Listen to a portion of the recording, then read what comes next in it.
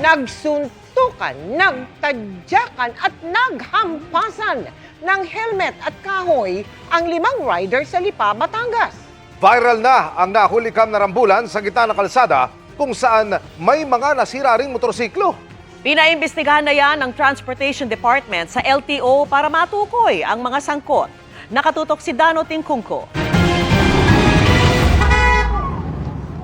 Nag-aalitan lang nung una ang 5 rider sa videong viral na ngayon at kuha sa Barangay Tambo sa Lipa, Batangas.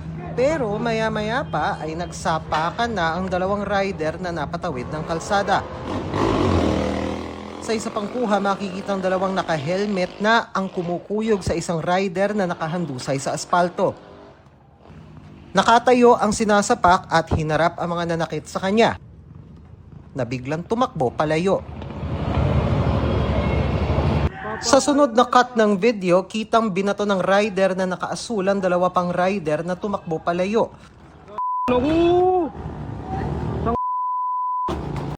Sa isa pang anggulo, kitang kasunod ng pamamato ng helmet ng rider ay tumumba siya sa kalsada. Sinipa naman ng isang lalaking nakaputi ang isang motorsiklong hindi malaman kung sino ang may-ari bago tuluyang naputol ang kuha. Hindi pa malinaw ang ugat ng pagtatalo, pero ipinagbigay alam na namin ito sa barangay at sa pulisyang nakasasakop sa pinangyarihan ng gulo.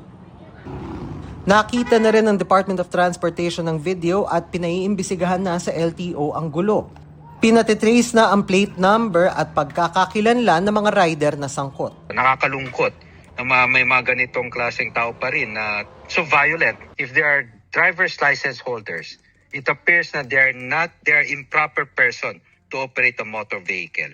Yung mga ganitong ugali, mga ganitong gawain ay dapat talagang hindi binibigyan ng lisensya. Ayon pa sa kagawaran, nakikipag-ugnayan na ang DOTR sa mga otoridad kabilang ang pulisya para matukoy yung mga sangkot at kung ano ang takbo ng kanilang investigasyon. Posibleng isyuhan ng show cause order ang mga sangkot na rider. Kapag sila ay sangkot sa ganitong napaka-violenteng gawain, pakikipag-away, no?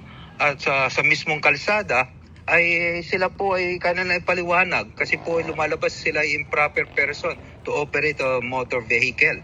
No, yung ugali po nila, yung kaugalian po nila. Pangalawa po, pagkatapos po ng pandinig, ay maaari pong masuspend ang kanilang licenses or ma-revoke po. Para sa GMA Integrated News, Dano Tingkungko, nakatutok 24 oras.